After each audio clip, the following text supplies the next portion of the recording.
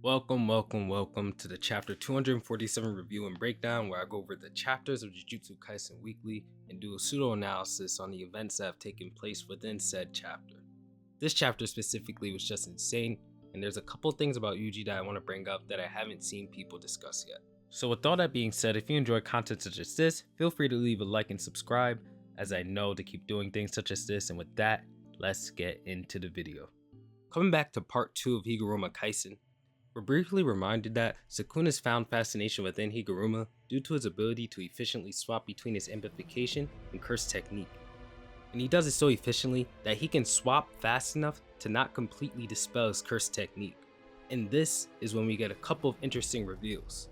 Sukuna begins to explain that when he had activated his domain amplification against Gojo, he had paid very close attention to only pause Maharaga's adaptation and not completely invalidate it, which confirms that Sukuna could not really rely on or use domain amplification for an extended amount of time when fighting Gojo, because this would dispel his curse technique and by proxy Maharaga, essentially rendering all of his progress in adapting to Gojo's techniques in their fight useless. This also calls back to Kashimo's quote about Sukuna's efficiency all the way back in 225. This can imply that Sukuna could have tanked Gojo's attacks better had he not been using Maharaga to analyze Gojo's technique, but maybe not. It depends on what you think is better for taking Maharaga's adaptation or Sukuna's domain amplification. I would probably vote for Sukuna's amplification, but obviously Maharaga's adaptation brings way more benefits than just enhancing your stats, so I see why Sukuna has opted for that. Sukuna then points out that Higuruma can keep his sword alight between the usage of amplifications, and outright states that Higuruma is so profound with the usage of his ability that he's operating on a level similar to his own. And not to lowball Higuruma, he is one of my more liked characters in the series, but I gotta be honest here, man. This is only in reference to his intelligence when it comes to the usage of his curse technique, nothing else. It's impressive, but it's not as crazy as people will take it at first. I mean, I'm gonna be straight up, even I can do this if I had curse energy. As Sukuna begins his chanting and hand signs once more, Yuji and Higuruma feel something coming, and the building beneath them collapses. This was more than likely Sukuna using cleave on the entire building, and as they're falling, Higuruma, like a complete badass, wastes no time in beginning to run up the debris to get to Sukuna with the executioner's blade. But Sukuna dismantles the concrete around Higuruma's head to create some sort of distraction or smoke screen in his face. And he does this while circling around Yuji. I gotta interrupt here, Gege is dropping 10 out of 10 choreography 2 weeks in a row. Like, this is pretty dope. Sukuna grabs Yuji and he puts his hand on Yuji's side, using cleave and damn near cutting his body in half, which is pretty damn brutal. And I'm also noticing now that Yuji has that gauntlet on both of his arms. I don't know if he had that in the last chapter, but let me know. Anyways, as Yuji falls and Sukuna just looks down on him, he then tells Yuji to look in the mirror because he is quite the bore. There's not a single interesting bone in that body of yours. Call me crazy, but I think Sukuna is either lying when he calls Yuji boring, or that he dislikes that Yuji relies on others. And to explain both of these guesses here, they're separate by the way. I say that I think he's lying because Sukuna tends to repeat this claim so much despite Yuji not really caring if he's boring. If Yuji doesn't care, then why does Sukuna go out of his way to always convey this statement? It's almost like he's trying to convince himself. But to counter my own argument, when Yuji fights Sukuna back in chapter 213, he actually seemed interested in Yuji for that moment, engaging him in a little bit of debate and all that, with why does he kill people, things of that nature. If you remember the chapter, Sukuna really took the time to speak to Yuji when he was alone. But when Maki joins in and Yuji takes a back seat, he begins to start talking about how Yuji is boring again. Maybe, and just maybe, despite how brutal Sukuna can be with Yuji, he knows that Yuji can take the hits, and he's even likely aware that Yuji can take the hits because he's a cursed object seeped in Sukuna's cursed energy, so that allows him to take Sukuna's hits easier. He could potentially want to save Yuji to toy with him at the end, since he knows that Yuji will be interesting only when he has to take the spotlight. It's quite the reach, but I see potential in this. I'm just talking here, so let me know what you guys think about either one of these guesses. As all the debris reaches the ground, Sukuna hops onto another building. And as Higuruma follows up, he attempts to stab Sukuna at least once with multiple pierces of his sword, but Sukuna Tyson bobs and weaves through all of them and lands a mean uppercut on Higuruma's chin.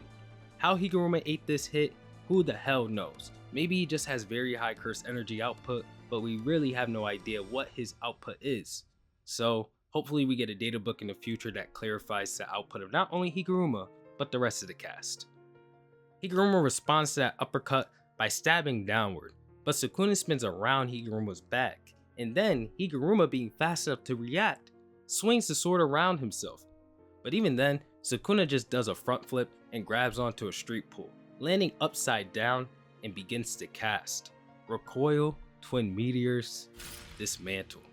Sukuna cuts the entire part of the highway they were on clean in half, causing the other half that him and Higuruma are not standing on to collapse. And as Sukuna looks down on Higuruma, we see that Higuruma now has one arm. Sukuna then tells Higuruma that he should heal himself, and he needs to hurry. But Higuruma then says something to himself that is actually very interesting. He says that it's laughable, really. No matter how much he's changed, the pain that he still feels is no different. There's not much I can add to this statement because it's certainly correct, but the fact that he still attempts to stand despite feeling such pain proves that deep down inside, he isn't as cold as he thinks he is. If he sees no value in himself and he believes that he's become cold-hearted, what exactly would he push himself so far for? Higuruma still cares deep down. He stands up once more, and due to this, he hasn't fulfilled Sukuna's wish, so Sukuna decides to cut his other arm off. Sukuna then tells him that next will be his head, and that Higuruma will need to use reverse curse technique to continue fighting, so he'd better do it before he decides to kill him off. Higuruma now thinks about how he once said that he should play his role to his completion and die there, and he reminds himself that he must fulfill said role. This is one from afar, something heads towards Sukuna, but Sukuna casually parries it, this being a piercing blood from someone, most likely Yuji. However, Sukuna is convinced that it was Choso who shot it. I and many others believe it's Yuji, because Yuji is quite close to them already, and honestly if it were Choso, we'd see him in the panel. I think Gege's hiding the character who shot the piercing blood for a reason. Then again, for people who believe it's Choso, it wouldn't make sense because Choso does seem to be playing a sniper role in this fight. In the previous chapter, Choso shot the piercing blood at Sukuna in the same exact circumstances here, with Sukuna being distracted and all, but I still think it's Yuji. Coming back to the battle, we see something crazy. Akin to Gojo's awakening of RCT when he had no other choice, Higuruma has now done the same. Higuruma takes his opportunity to strike while Sukuna's not looking, and he manages to pierce Sukuna's hand, with the Executioner's blade ending the battle. Or so it seemed. In truth, Sukuna managed to sever his own hand before it was pierced by the blade, saving himself from imminent death. And before people complain in the comments, Sukuna is hundreds of years old, has destroyed armies of high-leveled Heian era sorcerers single-handedly, and has defeated Gojo without even accessing his true form. If you complain about Sukuna having the tiniest bit of intelligence as the strongest character in the series and in history, and the wit to think about the counter to the Executioner's blade on the spot, I'm convinced that you're complaining for the sake of it, or for the sake of just feigning intelligence. Sukuna not doing this would be laughably bad writing if anything. Something this simple should not put an end to the King of Curses. Anyways, after Sukuna manages to repel the Executioner's blade, he hits Higuruma with multiple slashes, just ending him there. I'm surprised that Higuruma did not just regenerate from that, I'm not gonna lie, but maybe he's not that good at reverse curse technique right away. As we enter a quick flashback between Higuruma and Kusakabe, Kusakabe says that curses becoming stronger after death is not impossible, and Higuruma then says that could match their understanding of curses more accurately.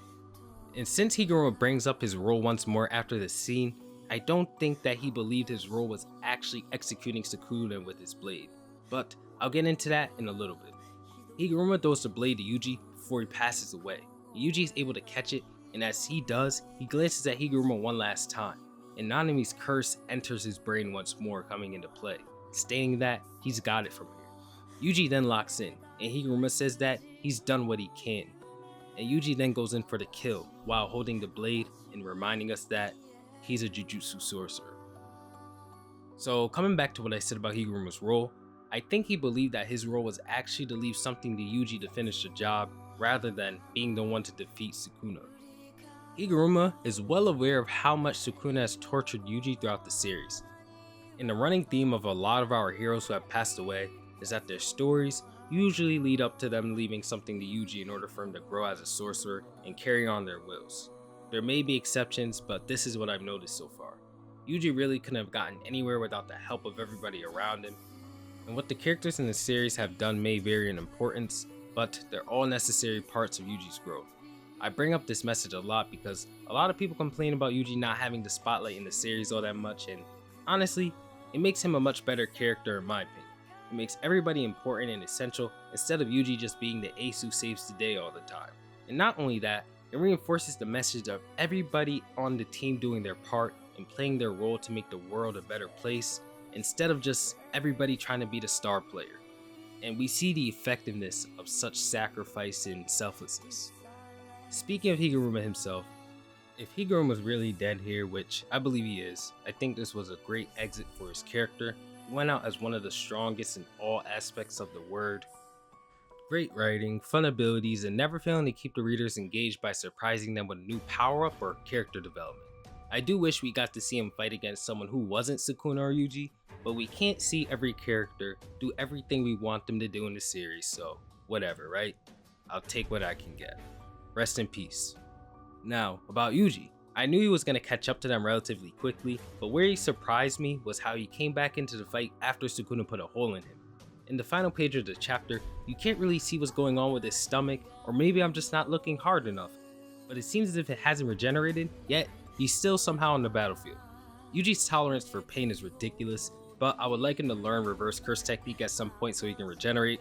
If Yuji continues to fight Sukuna with a hole in his stomach, I'm going to be looking at Gege a little sideways. Also, with Higuruma leaving Yuji a curse, I do believe that these curses will play the biggest role in Yuji overcoming Sukuna, because again, they embody the message of Jujutsu Kaisen, and I just think that curses overall have more power in the series than we may believe at first. Some way, somehow, I'm sure that they'll be essential in allowing Yuji to grow in more ways than we have already seen. It's interesting that Yuji is the one to obtain so many curses in the series. In a way, he is the king of curses himself. Maybe Sukuna has been cursed as many times as Yuji has, and that explains his extraordinary strength or why his body has transcended the way it has. I hope we learn more about curses and the truth behind them as the series concludes, but I want to see what you guys think about my thoughts on curses in general, and if you guys have any ideas or theories to add on to them, because I think I could be onto something, but then again it is kind of loose. To finish off the review, if there's any chance for Maki to come in, here's the chance, because we need Maki more than ever now, but I wouldn't waste any time wondering where things are going to go from here when it comes to Sukuna, because I'm sure that next chapter we're going back to Kenjaku. With that being said, I want to thank you guys for watching the review per usual, and I will catch you all in the next one. Peace out.